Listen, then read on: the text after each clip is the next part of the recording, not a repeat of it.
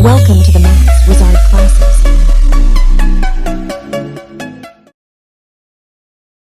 इस क्वेश्चन में हमको दिया है कि tan a इक्वल है 4/3 के एंड यूज दिस कि tan a इक्वल टू 4/3 हमें फाइंड करने हैं बाकी के ट्रिग्नोमेट्री रेशियोज और यूज़ करना है एंगल a का। तो हम क्या करेंगे, सबसे पहले हम एक राइट एंगल ट्रायंगल ड्रॉ कर लेंगे, नाम देंगे उसको ABC, जहाँ पे हमारे पास B होगा 90 डिग्री का एंगल यानी राइट एंगल होगा। और अब हमको दिया क्या है कि tan a इक्वल टू 4/3 और हमें बहुत अच्छे से पता है कि जो tan है, tan एंगल जो tan ट्रिग्नोमेट्री रेशियो होता है वो किसके इक्वल होता है। आप सबने पढ़ा होगा ये PBP/HHB। मतलब इसको ऐसे याद करते हैं ना कि पाकिस्तान भूखा प्यासा, हिंदुस्तान हरा भरा, जहाँ पे ये P/H किसके लिए होता है, साइन के लिए, ये B/H होता है कोस के लिए एंड P/B होता है tan के लिए। तो हमें पता है कि tan किसके इक्वल में आएगा, P/B। P मतलब परपेंडिकुलर, B/बेस। तो अब यहाँ पे बात करें तो 90 डिग्री के एंगल के सामने क्या होता है, हाइपोटेनियस। तो ये हमारा बेस हो जाएगा, ये हमारे पास परपेंडिकुलर हो जाएगा। तो tan A के लिए क्या आएगा, एंगल A के सामने क्या है हमारे पास, BC। तो परपेंडिकुलर होगा BC एंड बेस होगा हमारे पास BA या फिर AB जो है 4/3। अब क्या लिख देंगे, इनको रेशियोज की फॉर्म में लिखेंगे तो क्या बनेंगे, ये BC इक्वल टू हो जाएगा 4x एंड AB हो जाएगा 3x। तो हम यूज़ करेंगे पाइथागोरस थ्योरम का एंड फाइंड करेंगे अपनी AC की वैल्यू। तो अब हमें पता है कि पाइथागोरस थ्योरम के अकॉर्डिंग क्या होता है कि हाइपोटेनस का स्क्वायर इक्वल होता है perpendicular square plus base square. तो अब हम लिख देंगे अपनी ये जो BC हमारे पास परपेंडिकुलर है इसकी वैल्यू है 4x और AB यानी जो बेस है उसकी वैल्यू 3x। इनको लिखा और इनका स्क्वायर किया तो बना 16x² प्लस 9x²। जब इनको ऐड करेंगे तो AC स्क्वायर की वैल्यू आएगी 25x², जिसको हम क्या लिख सकते हैं कि 5x पूरे का स्क्वायर आ जाएगा, होल स्क्वायर। तो AC की वैल्यू आएगी 5x यानी हाइपोटेनस निकल के आ चुका है। अब निकालना है बाकी के ट्रिग्नोमेट्री फंक्शन, यानी साइन निकालना है, कोस निकालना है और कोट सेक कोसेक ये निकालने बाकी। तो साइन ए क्या होता है हमारे पास, परपेंडिकुलर अपॉन हाइपोटेनस। परपेंडिकुलर क्या है, ए एंगल के लिए BC एंड हाइपोटेनस क्या है AC। तो लिख दिया BC/AC। तो अब BC की वैल्यू 4x है, AC की 5x है, x कैंसिल किया तो साइन ए की वैल्यू आई 4/5।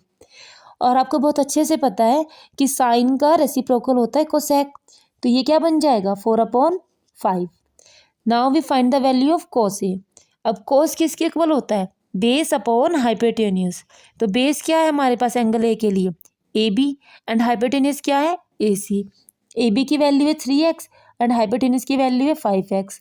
तो जब इसको सोल्व किया तो कोस ए की वैल्यू आई 3/5 एंड कोस और सेक एक दूसरे के रेसिप्रोकल होते हैं तो सेक की वैल्यू क्या आ जाएगी 5/3। अब लास्ट में क्या निकालना है, कोट। हमें पता है कि 10 का रेसिप्रोकल क्या होता है, कोट। तो 4/3 का रेसिप्रोकल करेंगे तो क्या आ जाएगा 3/4। यानी हमारे पास यहाँ पे सारे ट्रिग्नोमेट्री फंक्शन निकल के आ चुके हैं।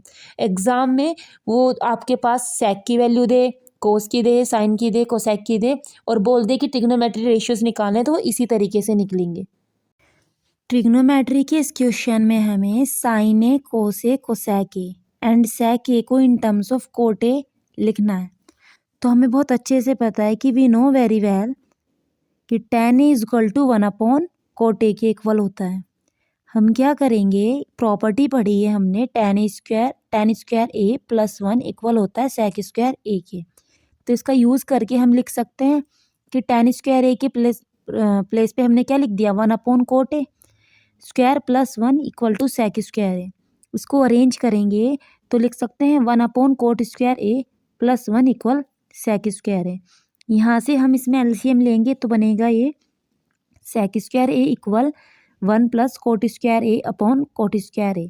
हमें वैल्यू निकालनी है सेक ए की, तो यहाँ से हम स्क्वायर हटा करके रूट लगाएंगे दूसरी साइड, तो बनेगा sec A equal √1 plus cot square A upon में कोट स्क्वायर ए आ जाएगा।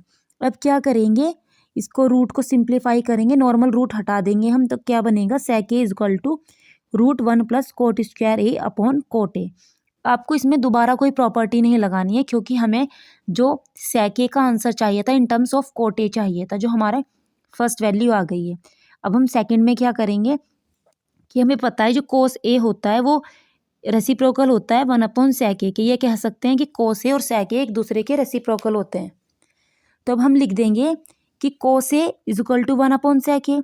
तो cos A is equal to sec की वैल्यू आई है √1 plus cot square A upon cot A. तो 1 के अपॉन में इसको लिख दिया हमने सेक की वैल्यू को।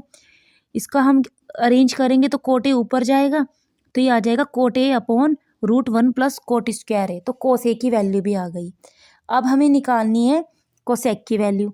तो हमें पता है आइडेंटिटी होती है कि 1 plus cot square A equal to होता है कोसेक स्क्वायर ए। हमने इसको लिखा।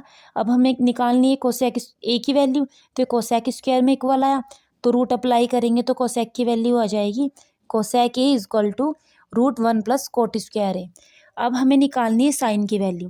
तो हमें पता है साइन और कोसेक एक दूसरे के रेसिप्रोकल होते हैं। कोसेक की वैल्यू अभी निकाली है, अब बस पुट कर देंगे कोसेक की वैल्यू 1/कोसेक में, तो साइन की वैल्यू भी आ जाएगी इन टर्म्स ऑफ कोट ए। यहाँ पे आप sine square A plus cos square ए से भी वैल्यू फाइंड कर सकते थे। तो हमारे पास जो भी आइडेंटिटी है उन्हीं का यूज़ करके हमने इसको फाइंड किया। इस क्वेश्चन में हमें वैल्यूएट करनी है 5 cos square 60 plus 4 sec square 30 plus ten square 40 और साइन अब divided by sine square 30 plus sine square 60 की वैल्यू। सबसे पहले हम वैल्यू लिख लेंगे। तो we know sine 30 is equal to 1/2 होता है, साइन 60 की वैल्यू √3/2 होती है, कोस 60 की वैल्यू 1/2 एंड सेक 30 की वैल्यू 2/√3 एंड टेन 45 की वैल्यू 1। अब हमें अपनी इस टर्म की वैल्यू फाइंड करनी है, तो सारी की सारी वैल्यू पुट कर देंगे अपने इस क्वेश्चन में। तो जब हमने इस कोस स्क्वायर 60 के प्लेस पे लिख दिया 1/2, कोस स्क्वायर का कोस का स्क्वायर था तो 1/2 का भी स्क्वायर किया और 5 मल्टीप्लाई में था प्लस 4। सेक की वैल्यू कितनी आई सेक 30 की 2/√3, तो हमने लिख दिया 4 मल्टीप्लाई में लिखा है 2/√3 का स्क्वायर क्योंकि यहाँ पे सेक का भी स्क्वायर था, माइनस टेन 45 की वैल्यू होती है 1, हमने टेन स्क्वायर 45 यानी 1 का स्क्वायर किया डिवाइडेड बाय साइन स्क्वायर 30 यानी साइन 30 की वैल्यू होती है 1/2, तो 1/2 इसका स्क्वायर किया प्लस साइन 60 की वैल्यू होती है हमारे पास √3/2, तो √3/2 का स्क्वायर किया। अब सिंपली इसको सिंप्लीफाई करना है। कैसे करेंगे कि 1/2 का स्क्वायर खोला तो बना 1/4 यानी 5 मल्टीप्लाई 1/4 आ जाएगा प्लस 4 मल्टीप्लाई 2/√3 का होल स्क्वायर ओपन करेंगे तो बनेगा 4/3 माइनस 1 डिवाइडेड बाय 1/2 का स्क्वायर बनेगा 1/4 प्लस √3/2 का स्क्वायर होता है 3/4। अब क्या करेंगे नेक्स्ट स्टेप में कि इसको लिख दिया 5/4 प्लस 16/3 माइनस 1 डिवाइडेड बाय ये जो इसने 1/4 प्लस 3/4 लिखा है इसको सोल्व करेंगे तो ये बना 1 प्लस 3/4। अब हमने ऊपर वाली इस वाली टर्म में एलसीएम लिया तो हमारे पास बन गया 15 plus 64 minus 12/12 and divided by 4/4। तो 4/4 से तो ये कैंसिल हुआ तो पूरा 1 ही बन जाएगा। ये क्या बनेगा 15 प्लस 64 माइनस 12 को अगर हम सोल्व करेंगे तो 67/12।